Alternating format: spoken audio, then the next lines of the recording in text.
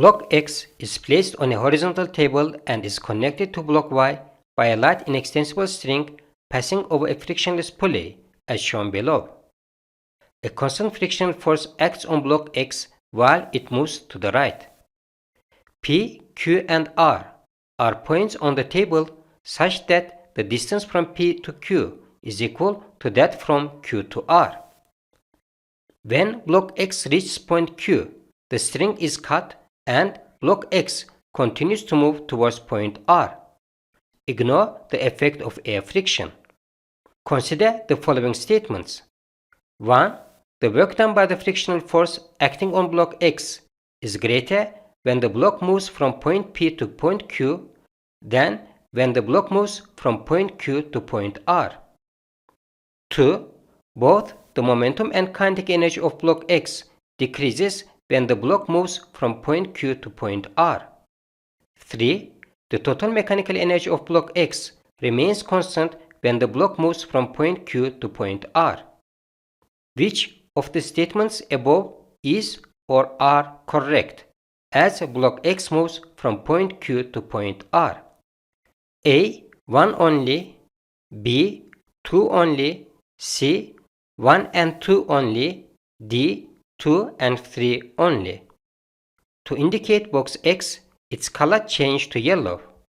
There is a constant friction force applied on it. Initially, box X moves to point Q due to the tension force on the rope connecting it to box Y.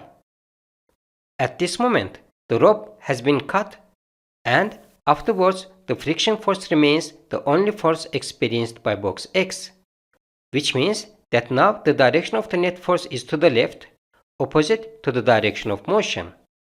Some parts of the diagram, which are redundant for the solution of the question, are removed from the screen. Work done on an object can be calculated as the force times displacement times cosine of theta, the angle between the force and the displacement. Friction force remains constant during whole motion. Displacements between points PQ and QR are equal as was stated in the question. Angle between the force of friction and displacement is always 180 degrees.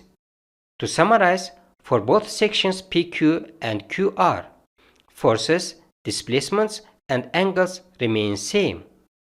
As a result, the first statement is incorrect. Momentum of an object is mass times its velocity.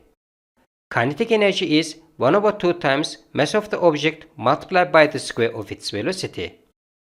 Both quantities depend on the velocity of the object. Between points Q and R, the only force experienced by the box is the force of friction and it acts opposite to the direction of motion. According to topic of motion of grade 10 physics class, if the direction of the net force and velocity are opposite to each other, an object slows down.